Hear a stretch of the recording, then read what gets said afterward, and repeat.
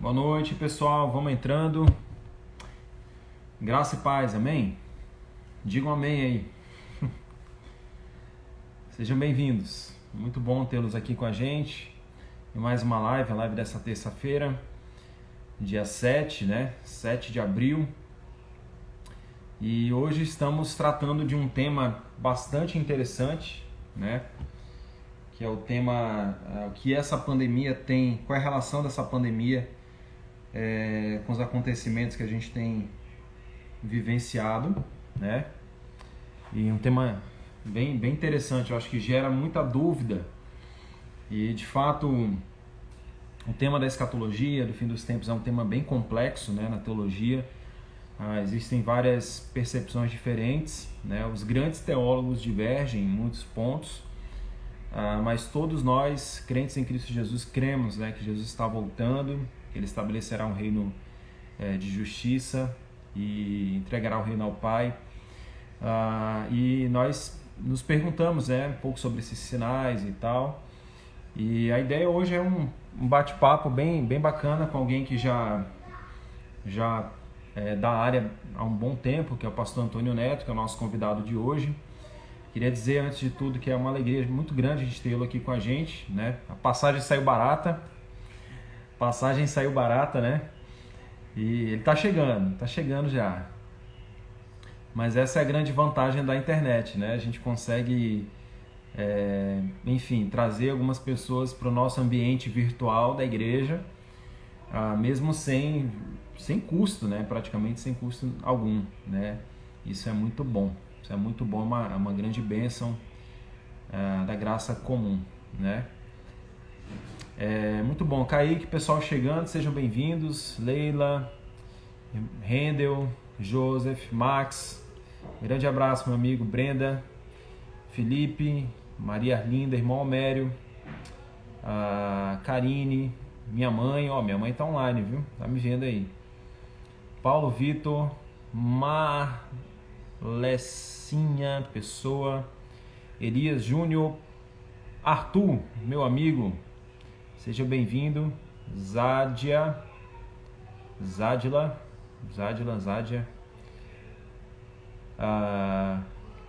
Ok, gente, ok. Muito bom.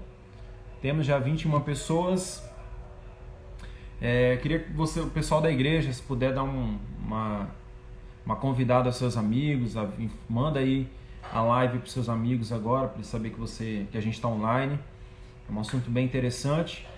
E independente disso, a live vai ficar disponível 24 horas. Né? E depois disso, a gente quer baixar ela e disponibilizar no YouTube, se o nosso convidado permitir, né? A gente não pagar os direitos autorais.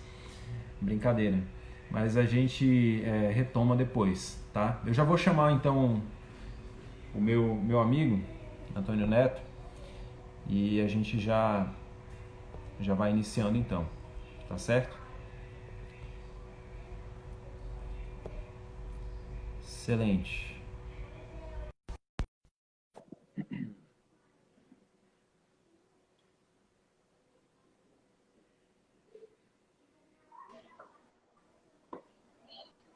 Olá, meu irmão.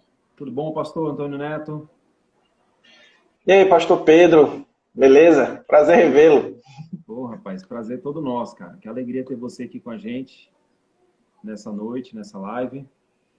Queria, antes de mais nada, te agradecer pela disposição, né, em nos servir com conhecimento bíblico nessa noite, tá bom? Louvo a Deus pela sua vida. E eu estava Valeu, até meu brincando, amigo. brincando com o pessoal, dizendo que a passagem saiu barata, né? A gente aproveitou. A passagem saiu barata, né? Aham. Pois E é, cara. muito bom, muito bom. Pessoal, eu queria antes, já vou dar a palavra para o Antônio Neto, dizer que eu conheci ali meados de 2014, 2015, lá em Passo Fundo, né? Ele pastoreava uma igreja lá e eu também, na mesma. Ele chegou antes de mim, eu cheguei um pouquinho depois, era calor ainda, não estava chegando no campo missionário. Mas o Antônio Neto estava lá, nós nos conhecemos na despedida dele, né? Da igreja lá. Já estava indo embora de Passo Fundo, uma pena, a gente ter se conhecido ao final ali já da trajetória dele ali, e era o começo da minha, mas um servo de Deus, um homem de Deus, né, comprometido com a palavra. Temos boas referências desse servo. Um pastor jovem também que está dedicado aí a tanta coisa boa, né, para a igreja do Senhor. E só o meu único lamento é esse, que a gente não pôde conviver ali aquele tempo juntos, né? Mas eu tive uma boa convivência com o pessoal da igreja dele depois que ele foi, amigos lá da igreja são meus amigos, ovelhas dele da igreja, antigas ovelhas dele, são amigos até hoje, né? Então é uma alegria tê-lo aqui com a gente, de verdade, a admiração que a gente tem pelo pastor Antônio Neto. Valeu, Pedro. Obrigado, meu irmão. Obrigado, pastor. Obrigado pelas palavras e também queria dizer que é um prazer para mim participar aqui junto contigo, o pessoal da tua igreja. Eu dei uma convidada nos irmãos da nossa igreja também, especialmente nos jovens, porque é um assunto bem interessante, nada mais atual do que falar sobre a relação da Bíblia, né, com essa epidemia, e nada melhor do que falar contigo, né? Como tu disse, a gente teve pouco contato, mas o pouco contato que a gente teve foi bem bacana, né? E quando eu estive em Roraima, eu te vi lá, para mim, eu tomei um susto. Eu tinha te visto no sul do país e depois na outra ponta, e você vê como os caminhos do Senhor são, né? Então, prazer, cara, prazer. Vamos tentar fazer algo bem edificante aqui para o pessoal, né? Certo. Pastor, quiser falar um pouquinho do teu ministério aí para o pessoal que talvez, né? Muita gente já te conhece bem, mas seu ministério, como é que tem acontecido aí? Onde você está? Como é que está sendo o teu trabalho? Certo. Eu moro em João Pessoa, na Paraíba. Eu sou pastor da Igreja Batista Regular, no bairro dos Bancários. Eu sou um dos pastores, não sou o pastor titular, sou um dos pastores, cuido mais dos jovens aqui da igreja. E também exerço um ministério na internet. Eu ministro alguns cursos eu tenho um curso de pregação expositiva, também tenho um curso sobre dispensacionalismo progressivo, que são alguns assuntos que eu tenho mais estudado até hoje, né? Desde que eu me formei, né? Então, e também sou professor na Escola Charles Spurgeon. Eu produzo conteúdo online, né? Conteúdo para a internet, especialmente no YouTube e no curso de teologia online, que a Escola Charles Spurgeon tem, né? Então, aí em Roraima, em Boa Vista, tem um bocado de alunos da Escola Charles Spurgeon. Nossa igreja temos 4 alunos da escola. Sim. Super recomendado, pessoal, né? O pastor Antônio Neto, ele é professor, ele tem um curso sobre dispensacionalismo progressivo, né? E quem se interessar também pode procurá-lo ao final, né? Se interessar por essa temática, pela linha de interpretação também. Ele pode te orientar bastante em relação a isso. Ele é o nosso especialista, né? Como o pessoal da Globo fala, né? Hoje nós temos um especialista, mas esse aqui é... Não, da Globo não. Mas não é da Globo, não. Tá Da Globo não. Mas ele é um servo de Deus, a gente vai poder conversar sobre isso, né? É um assunto bem a questão bíblica, né? Quando acontecem episódios como a gente está tendo agora, a catástrofe, né? Terremotos, aí vem aquele assunto, os tsunamis, né? Vem sempre esse assunto à tona, né? As pessoas olham, caramba, será que esse é um sinal do fim? Jesus está voltando? Qual é a resposta bíblica para tudo isso? E eu confesso que realmente a gente conversa e o assunto da escatologia, o assunto, a interpretação, por exemplo, também do Apocalipse, as visões sobre interpretação, como é que ele tem, qual é a relação dele com o fim dos tempos e tal. são assuntos que geram uma certa confusão, né, entre nós, entre os cristãos. Não é um assunto, digamos assim, fácil, né? Quando você olha lá para Daniel 9, Daniel 7, né? São textos que precisam ser lidos, né, dentro de uma perspectiva de uma teologia bíblica, saber ser percebido dentro de um contexto maior também. E é um assunto que eu particularmente ainda tenho bastante dúvidas, né? Eu particularmente falando, mas é um assunto que me intriga muito, né? E tenho certeza que intriga muitos dos nossos irmãos, membros da nossa igreja, o pessoal que está aí vendo a gente nessa noite, né? Então, a gente poderia começar a falar, né, sobre uma coisa. Qualquer coisa, eu acho que eu deixo os comentários abertos. Se a gente vê alguma pergunta, a gente pode ir adicionando também. Mas existem muitos textos, né, que falam sobre os sinais, e aí as pessoas se questionam, né? Um dos textos principais, que eu acho que muitos colocam, é Mateus 24, né, 13 e o 21 também, Marcos 13 e Lucas 21.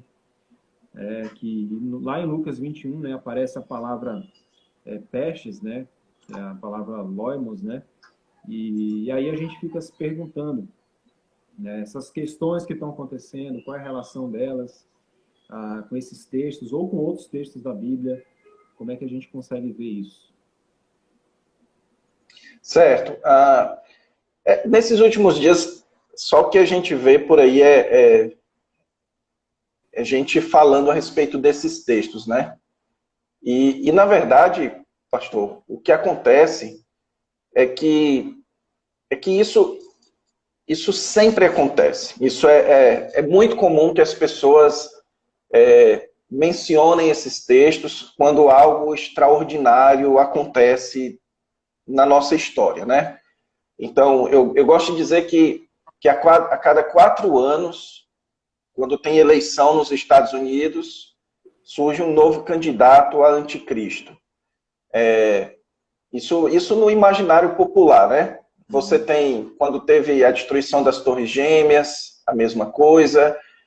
Quando você teve a guerra do Iraque, os Estados Unidos invadindo o Iraque, a mesma coisa, certo? Então, é muito normal que quando acontece alguma situação, digamos assim, catastrófica, de dimensões maiores do que o normal, que tiram a gente da nossa zona de conforto, a gente tende a olhar para esses textos e uma espécie de um certo medo ou curiosidade, alguma coisa do tipo, se está perto ou se está longe de Jesus Cristo voltar, né?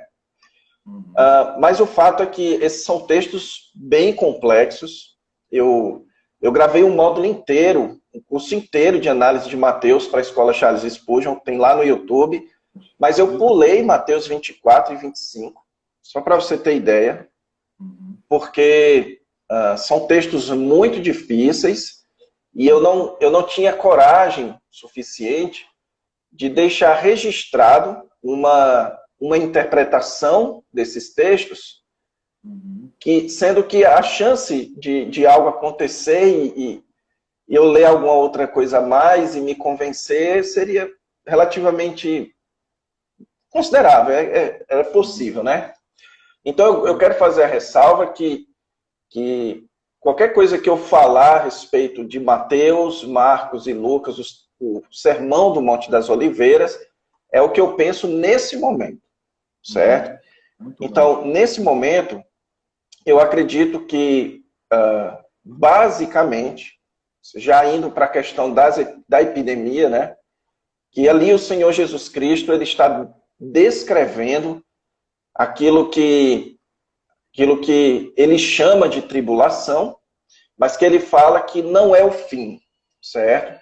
Então, esses eventos que Jesus descreve, eles são eventos que possuem uma aplicação inicial para os seus primeiros discípulos e possuem uma aplicação perene e histórica em todo o grupo de discípulos do Senhor Jesus Cristo até a segunda vinda, certo?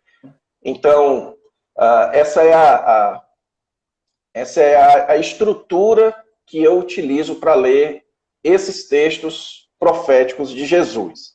Então, esses são textos que você não tem como lê-los aplicando eles apenas àquela primeira geração, porque o Senhor Jesus Cristo deixa bastante claro que logo depois da tribulação daqueles dias, ele iria voltar, certo? E o conceito de vinda de Jesus ali é um conceito que ele já havia falado em Mateus capítulo 13, que é uma vinda para reunir os seus eleitos e para que eles brilhem no reino do seu Pai. Então, aquilo não pode se referir meramente ao que aconteceu no passado, como alguns sugerem, e também aquilo não pode apontar meramente para o futuro, como muitos dispensacionalistas acreditam. Então, muitos dispensacionalistas entendem que Mateus 24, Marcos 13, Lucas 21 é todo o futuro. Está falando ali dos 7 anos da tribulação, de Daniel, e que é tudo para lá, para o futuro, certo?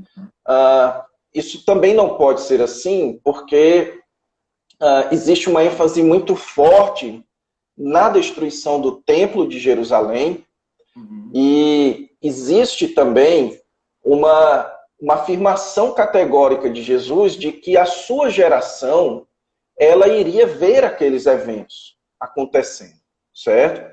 Então você nem pode pegar esses textos e dizer que eles se cumpriram no passado, como afirmam alguns preteristas, ok? Né?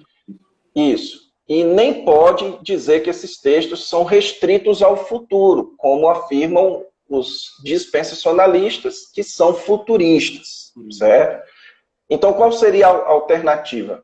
A maioria dos estudiosos desses textos, eles entendem que esses textos falam de eventos que tinham, portanto, uma aplicação inicial naquela geração dos discípulos, mas que eles descrevem aquilo que os discípulos do Senhor Jesus Cristo deveriam esperar nessa era antes da sua vinda, ok?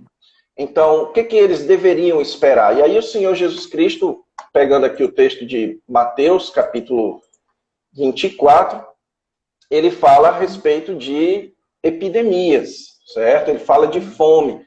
Isso fica mais claro ainda em Lucas 21. Aqui em Lucas 21, ele inclusive usa a palavra epidemia. Aqui no versículo, deixa eu ver se eu encontro aqui, se tu encontrares de mim. Fomes e pestes, né? Em vários lugares. Isso, aqui. Capítulo 21, versículo 11, haverá grandes terremotos, epidemias e fome em vários lugares. Então, o que você percebe é que o Senhor Jesus Cristo diz que os seus discípulos deveriam esperar até que ele viesse, até que acontecesse a sua vinda, aquilo que Jesus chama de fim, o fim dessa era, certo? Eles deveriam esperar epidemias e fome, ok? E aí um detalhe exegético importante, e que tem uma certa relação, inclusive com o debate que está acontecendo muito forte no nosso país, é que naquela época as epidemias, elas eram epidemias relacionadas à fome, certo? Então, quando Jesus fala de epidemia, ele está se referindo às epidemias que aconteciam nas grandes plantações ou em animais e que produziam fome, ok? E isso é um detalhe interessante porque essa epidemia que está acontecendo, ela não é uma epidemia que tem atacado as pessoas com grande força, certo? Ela tem atacado as pessoas, ela tem matado muita gente, ela tem contaminado muito mais gente ainda, certo?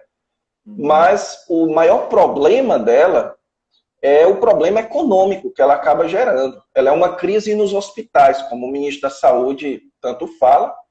Então, ela sobrecarrega os hospitais e ela fecha o comércio, certo? Então, é a nossa versão moderna para as epidemias na época de Jesus, que geralmente que eram epidemias que geravam fome e não muita morte, certo? E então eu entendo que ali Jesus está descrevendo algo que nós devemos esperar. É esperado. E ele deixa muito claro que isso não é o fim. Ok? Então nós não podemos ficar olhando para essa epidemia e dizer, olha, tá aí, agora tá perto. Agora tá perto. Esse é o nosso costume, né? De quando vê alguma coisa, agora tá perto. Eu imagino se tivesse Instagram, internet, essas coisas, na época da Segunda Guerra Mundial, quando você tinha um Hitler com pretensões de dominação mundial, então você ia ter muitos profetas dizendo, agora tá perto, né? Então, eu acredito que essa é a principal forma da gente ver, né? É algo que nós devemos esperar para esta era, mas não ficar ansioso, achando que porque isso está acontecendo, então é sinal de que Jesus já está perto de voltar. Excelente. É importante aqui a gente, então, só para ver se eu entendi e tentar resumir um pouco para o pessoal que chegou. Então, nós podemos entender esses textos, né, que a gente chama de sermão escatológico, Mateus 24, numa perspectiva histórica, né, ele cumpriu uma situação histórica, mas ele também ele corresponde a eventos que a igreja passaria, né, e ela poderia esperar antes da volta do Senhor. Então, quando nós lemos, especialmente Mateus 24, Marcos 13, Lucas 21, podemos sim entender que essas realidades que nós temos vivenciado, elas também são realidades que fazem, né, uma espécie de introdução, né, dessa volta do Senhor. Né? É como se fosse uma introdução, né, daquilo que irá acontecer. A gente não tem que necessariamente olhar e falar, poxa, agora Jesus está voltando agora. Opa, já vamos vender o que tem, né? E Isso. ficar em casa mesmo, porque no máximo um mês, né, Jesus está vindo aí e acabou, né? Então, não é exatamente isso. Mas, provavelmente, né, o que a gente pode extrair, eu acho que de uma aplicação, primeiramente aqui, é que nós devemos aguardar ansiosamente a volta do Senhor. Nós temos que ter esse anseio, né? Estarmos atentos, né, a essa realidade bíblica de que Jesus voltará. Até porque, pastor, acho que mais à frente, um pouquinho, lá em Mateus 24, Marcos 13 também, ele fala exatamente sobre o dia e a hora, né? Ele entra nesse assunto do dia e da hora também. E aí você mencionou um ponto interessante, deixa eu colocar o fone, que o pessoal está pedindo para colocar o fone aqui, em relação à palavra pestes, né? Então, ela poderia se incluir a respeito da peste que estamos vivendo. Pestes de antigamente, elas eram mais relacionadas a exatamente essa palavra, né? Ela era pestilância, né? Ela gerava mais fomes. Essa palavra pode se referir ao que nós estamos vivendo, porque foi o que você falou, né?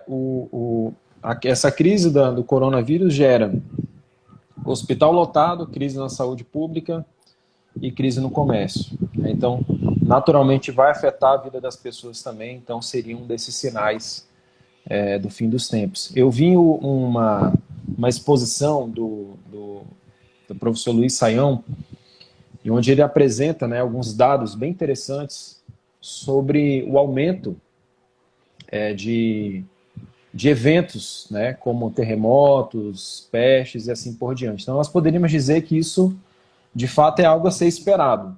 Seria isso, pastor? Sim. Esse aumento significativo de eventos semelhantes a esse é algo que, naturalmente, vai se proliferando no decorrer da história, né, exponencialmente. Seria basicamente isso? Exatamente. Eu sei que aqui a gente estaria entrando um assunto ainda mais difícil, que é na interpretação de Apocalipse.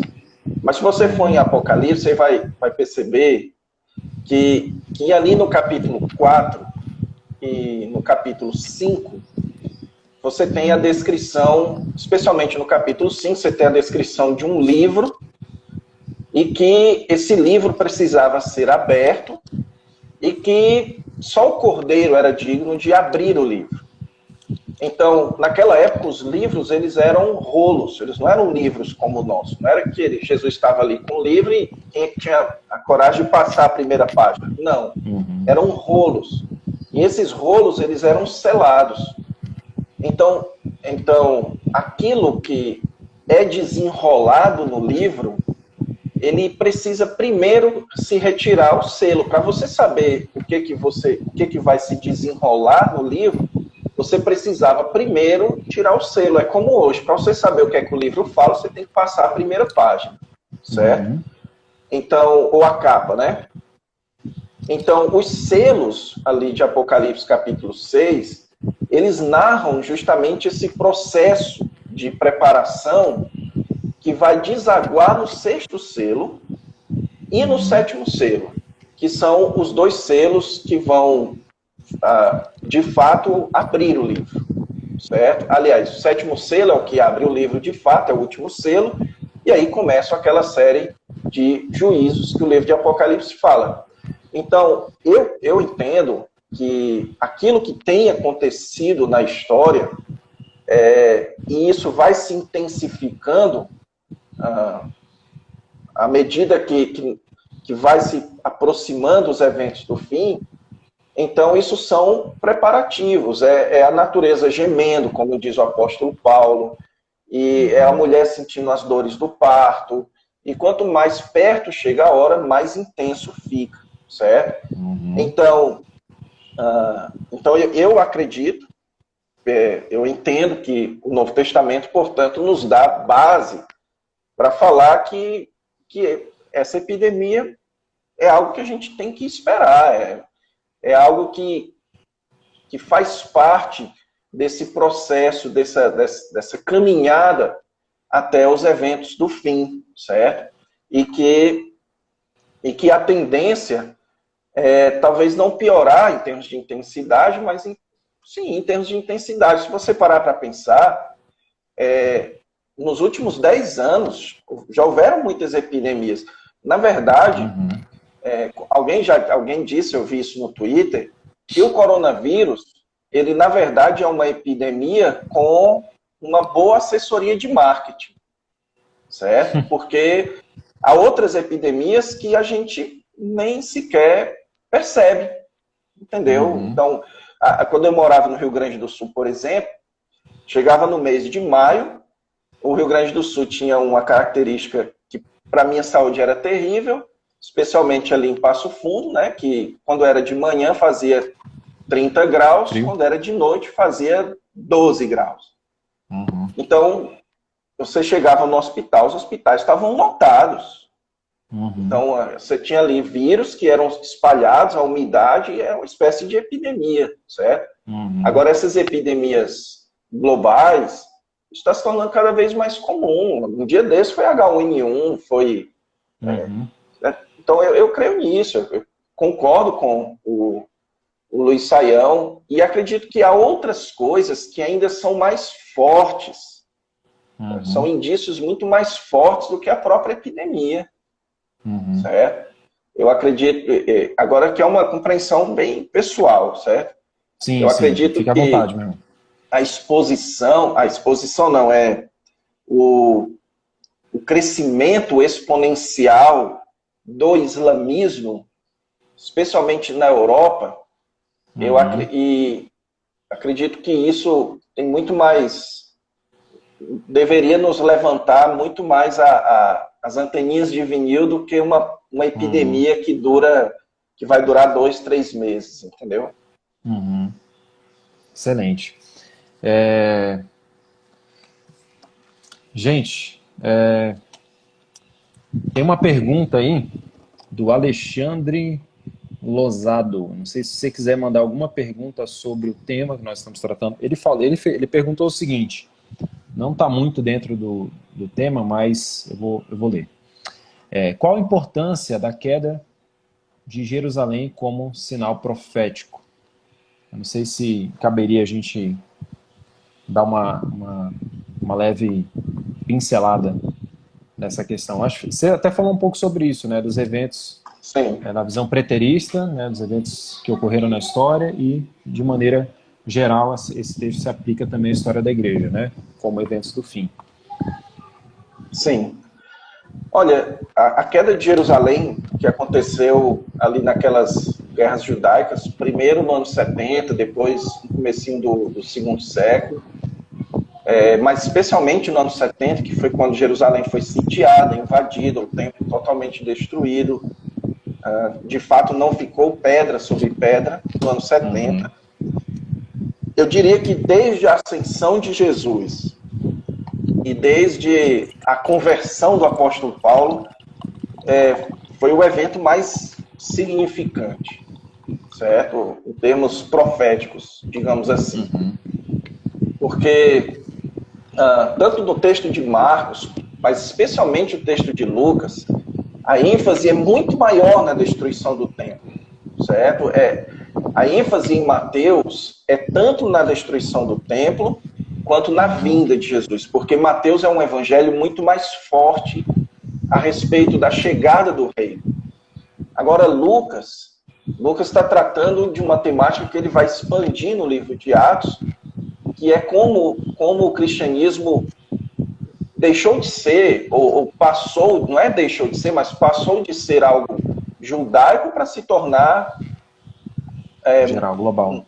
Geral, global, isso. Para todas as nações, certo? Então a ênfase em Lucas é muito maior na destruição do templo. E a destruição do templo de Jerusalém, lá no ano 70, esse foi o evento culminante, principal, para que o evangelho, de fato, se tornasse algo multicultural, certo?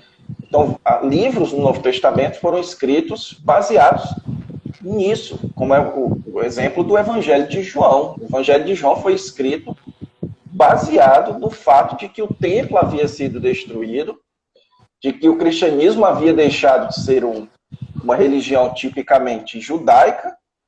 Então, como é que agora os elementos da identidade de Israel poderiam ser experimentados? Aí Jesus é descrito como aquele que destrói o templo, como aquele que é a luz, como aquele que é a propiciação, ele é o sacrifício, ele é a água, ele é a porta das ovelhas. Então Jesus, ele é o substituto de toda aquela realidade do templo, certo?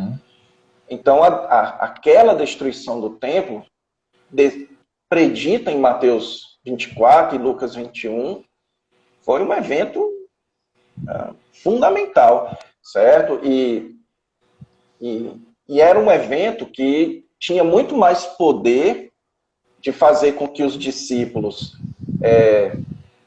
acreditassem, né, que já estaria próximo, do que uma epidemia. Essa ênfase que eu quero dar aqui, certo? É de nós abrirmos mão do alarmismo profético, se é que existe essa expressão. Mas o que é o alarmismo profético? É aquela ideia de que qualquer coisa que nos chama muita atenção, a gente... É um sinal maior, né? É um sinal grande. Eu lembro que há algum tempo atrás, eu conversando com um pastor, e ele disse assim, olha, eu não dou 15 anos para Jesus voltar. Entendeu? Então, eu não dou 15 anos para Jesus voltar. Tomara que ele esteja certo, né? Mas é justamente esse tipo de alarmismo que precisa ser evitado. O Senhor Jesus Cristo, quando ele descreveu esses eventos, ele disse, mas isso não será o fim, certo? E o Novo Testamento, ele, fora desses textos, a ênfase do Novo Testamento é muito menos na percepção de sinais e muito mais no desenvolvimento da santidade. Se você olhar, por exemplo, em 1 Tessalonicenses 4, primeiro Paulo fala de santidade, depois ele vai falar da vinda de Cristo, e ele então diz, olha, então vocês vigiem, certo? Nós não somos da noite. A mesma coisa você encontra em Tito, capítulo 2, quando ele fala: nós aguardamos ansiosamente a revelação de Jesus Cristo, do bendito Deus e Senhor Jesus Cristo. Ele fala isso no contexto do crescimento na graça, certo? Porque a graça de Deus se manifestou salvadora a todos os homens. Então esse momento é um momento muito maior de alarmismo santificador do que de alarmismo profético. Quando a gente olha essa situação, a gente precisa muito mais olhar para dentro de nós do que para o horizonte. Quando Jesus só disse para a gente olhar para o horizonte quando Jerusalém fosse sitiada, e então os exércitos chegassem ali, aí eles dissessem: olha para o horizonte, porque agora o sinal do Filho do Homem vai acontecer.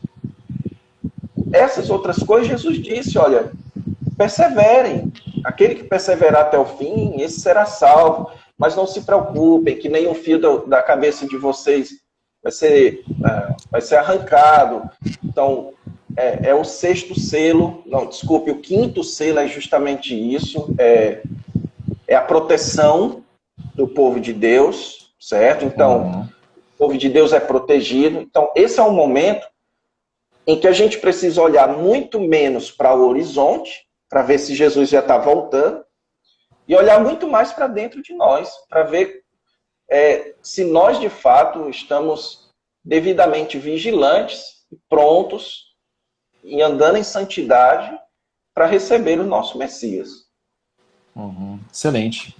A gente pode até falar um pouco mais dessas implicações práticas, né? Pessoal, vocês têm alguma pergunta? Pessoal da live aí, pode fazer alguma pergunta, você pode escrever aí, tá certo? Pastor, só uma dúvida então. Alguns percebem, Mateus 24 também, como eventos que aconteceriam no período. Essa intensificação maior seria no período da tribulação, dos 7 anos de tribulação, né? E coincide lá com Daniel 9, né? As semanas de anos, né?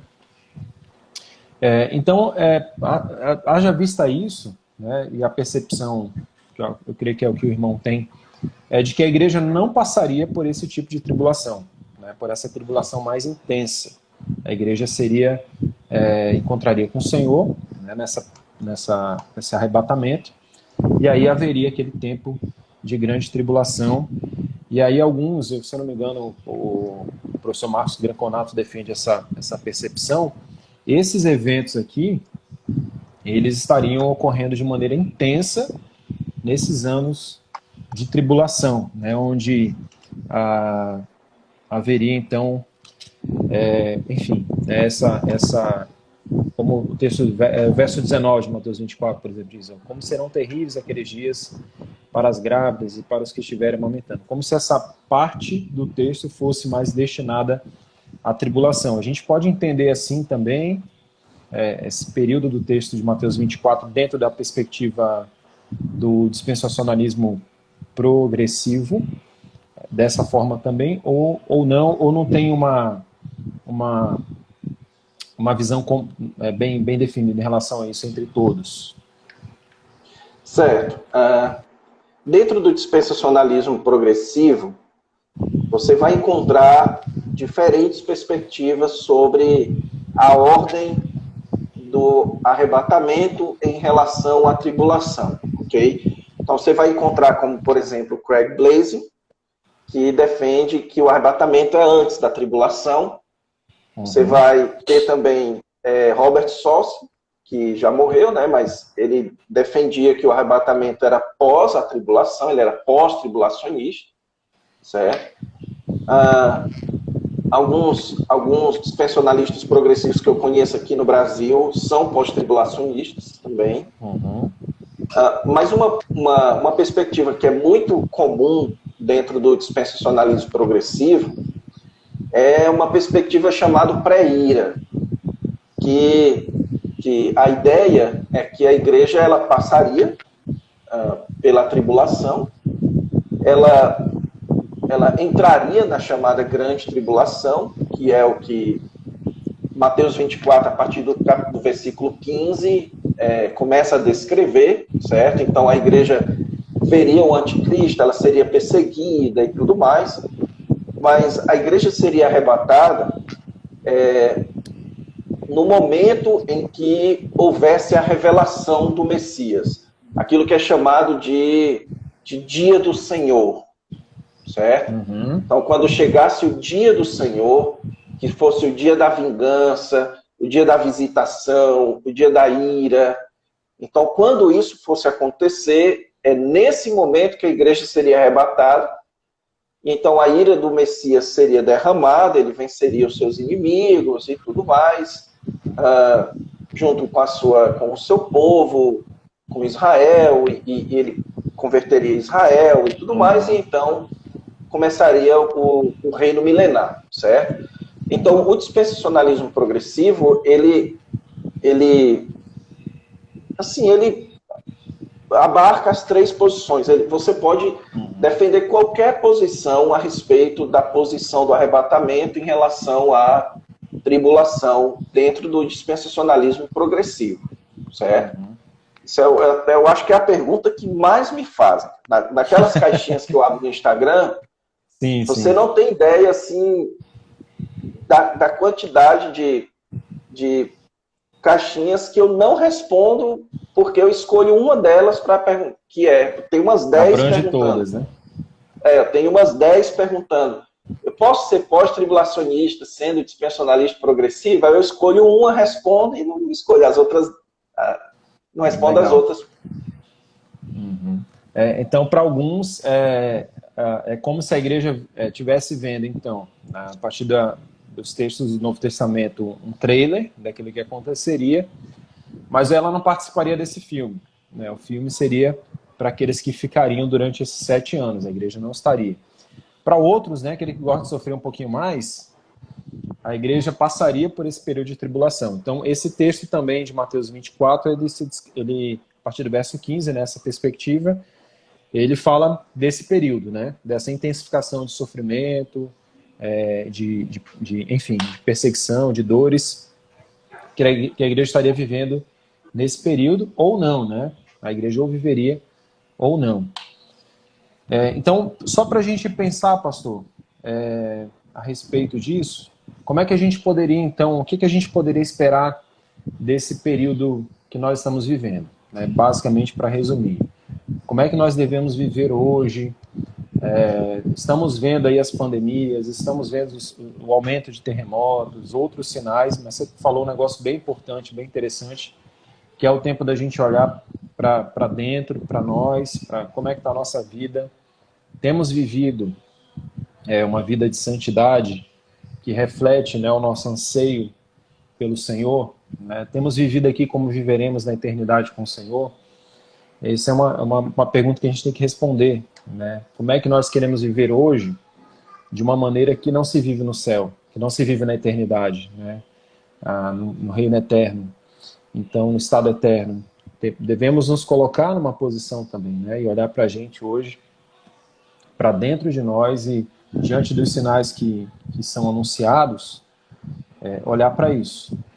Como é que a gente pode, o que a gente pode esperar então de uma espécie de um resumo cronológico, vamos dizer, daquilo que está por acontecer, né? Muita gente então fica naquela histeria, tá tendo pandemia, como nós já falamos, não é a maior das pandemias, já tiveram outras, né? Sempre tem tido, os últimos 10 anos aí tiveram MERS, outras SARS lá na Ásia, né? Parecida com o coronavírus, que foi até mais letal do que essa, mas essa realmente teve um alcance muito mais global.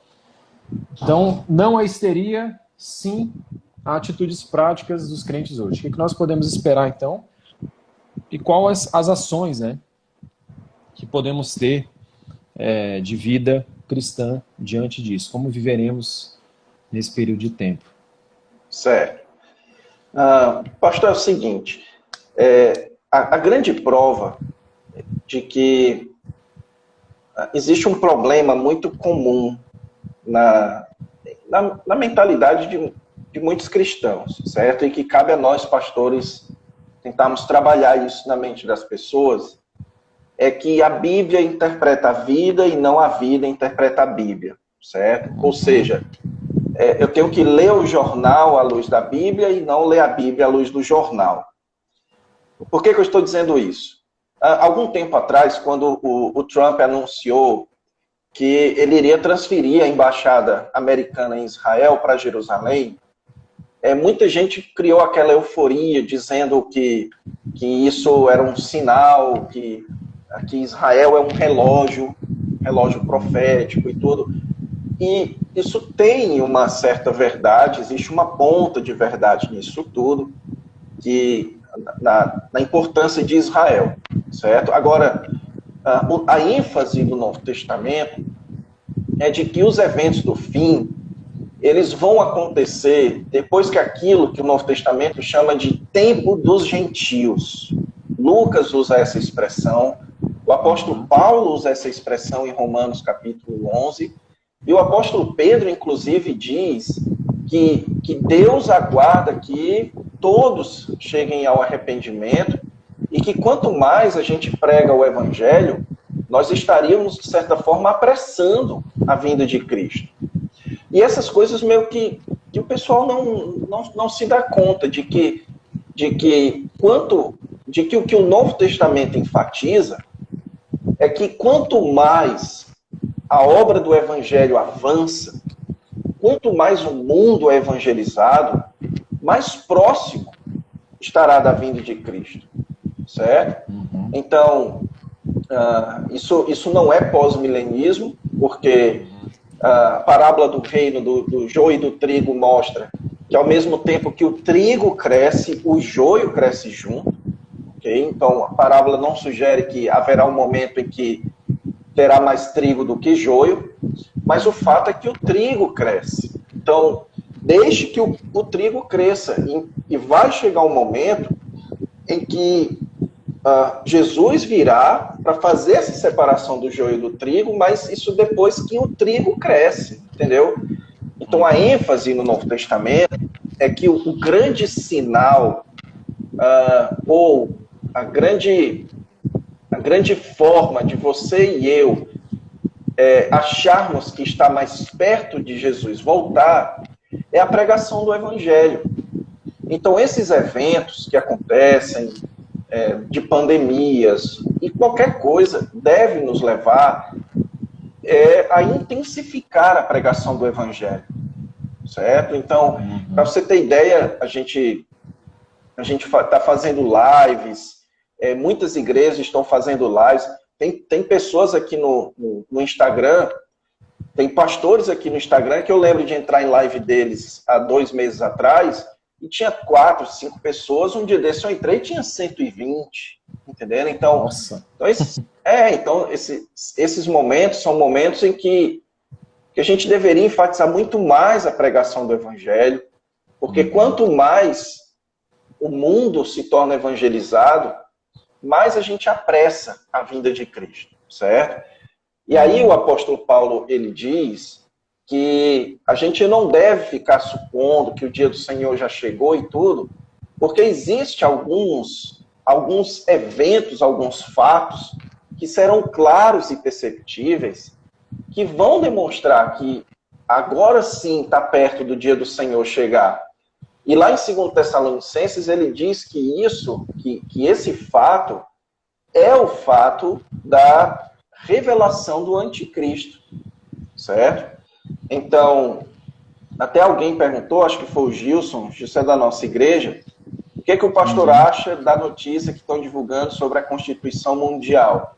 Isso, então, a minha opinião sobre isso é justamente alinhada com o que Paulo fala aqui em 2 Tessalonicenses capítulo 2. Ele diz assim, versículo 3, ninguém de nenhum modo vos engane, porque isto que é o dia do Senhor, não acontecerá sem que primeiro venha a apostasia e seja revelado o homem da iniquidade, o filho da perdição, o qual se opõe e se levanta contra tudo que se chama Deus, ou é objeto de culto, a ponto de assentar-se no santuário de Deus, ostentando-se como se fosse o próprio Deus. E aí ele diz no versículo 7 que esse mistério da iniquidade já opera. E aí vem aquele texto dificílimo da gente entender o que é que o detém, certo? Então para mim, certo, Pedro? Para mim parece muito claro que o apóstolo Paulo está dizendo o seguinte: parem de ficar dizendo, o dia do Senhor chegou, oh, meu Deus, a gente perdeu a vinda de Cristo. Ele diz, não, primeiro vocês vão ver a chegada do anticristo, certo? E depois é que vocês vão ver o dia do Senhor, ok? E se você comparar esse texto com o texto de Mateus capítulo 24, a revelação do anticristo, de Daniel capítulo 9, do abominável da desolação, sentando no santuário de Deus, isso acontece naquilo que nós chamamos de grande tribulação. Ok? É isso que eu ia te perguntar agora.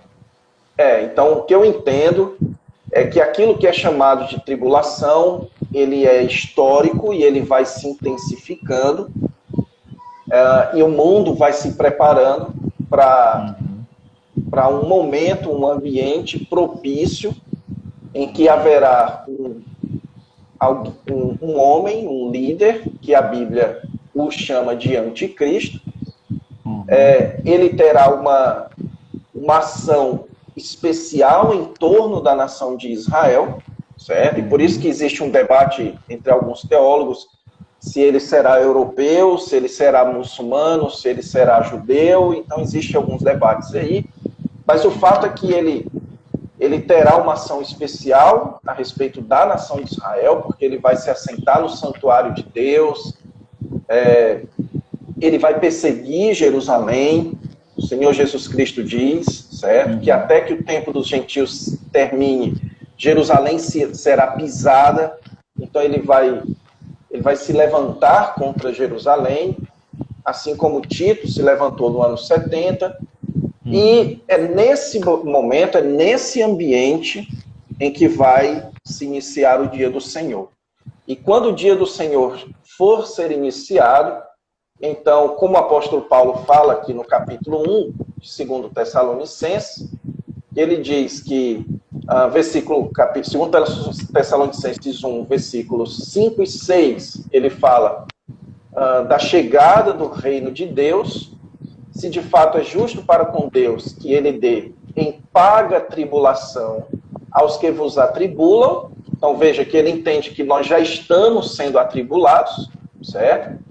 Então, a vinda do Messias, a chegada do reino, ela vingaria, seria um dia de vingança.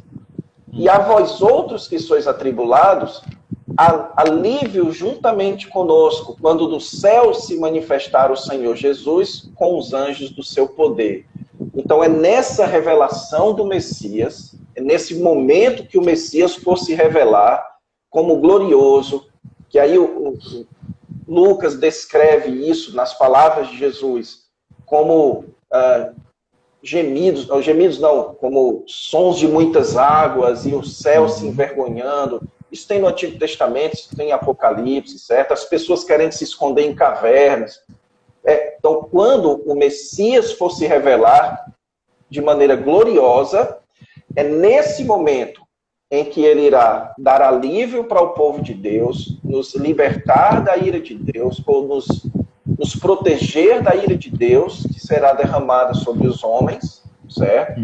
E então é nesse momento que eu entendo que haverá o arrebatamento, ok? Então, eu sinto informar que o arrebatamento não vai ser amanhã, ou não pode ser amanhã, certo? A expectativa de muitos de nós, né? Excelente. O que nós podemos, então, pensar como ações práticas, então, o pastor Antônio Neto deixou bem para a gente, saber, sim, que os eventos de Mateus 24, os textos apontam para essa intensificação, né, de problemas, de situações que vão ocorrendo. Haverá uma intensificação muito grande, né, na tribulação, né, mas que, enquanto isso, devemos viver uma vida piedosa, né? Eu lembro que Paulo fala aos Tessalonicenses também, quando alguns questionavam a volta do Senhor e, inclusive, paravam de viver suas vidas, né? Deixavam de viver suas vidas, e Paulo fala, não, continue vivendo, continue trabalhando, continue desenvolvendo, eu estou parafraseando, mas continue desenvolvendo a vida de vocês e desenvolvendo também a vida cristã como de maneira geral, né? Então, é o que eu tenho falado para o pessoal aqui, apesar do nosso tempo de isolamento, continuemos vivendo uma vida piedosa, continuemos vivendo uma vida de devoção, e principalmente uma vida de pregação do Evangelho, né? De cumprimento da missão. Eu acho que é o ponto que culmina hoje aqui, né? Precisamos aproveitar esses momentos, apontar para a Escritura, levar as pessoas a ler a vida a partir da Escritura, foi o que o pastor Antônio Neto colocou, frisou bem, não ler o jornal, ler a Escritura a partir do jornal, a partir dos eventos da vida, mas ler a vida a partir da ótica da Escritura e vivendo a vida cristã, né? Com essa expectativa da volta do Senhor, pregando o Evangelho, né? Anunciando o Evangelho no tempo que estamos vivendo. Pastor, temos, eu acho que 4 minutos já para encerrar. Eu já queria te agradecer. Eu não sei se tem alguma outra pergunta aqui. Deixa eu ver. Kaique você conhece, o Kaique lá da Videira. Ele diz assim, por falta de teologia, fazem até de ameaças em busca de mais salvos. Esse tipo de situação acontece muito. Seria válido usar, de alguma forma, essa mortalidade do vírus em uma pregação, por exemplo? Claro, exatamente. Então, esses momentos, que são momentos de comoção, certo? São momentos que devem ser utilizados para alertar as pessoas. As pessoas estão muito mais suscetíveis à morte. A gente passa o dia inteiro ouvindo que cada nova morte de coronavírus, a televisão anuncia, certo? Isso não acontece com nenhuma outra situação. Então, eu lembro que jornal local fica anunciando, né, uma morte por acidente, outra morte por acidente. Mas é global.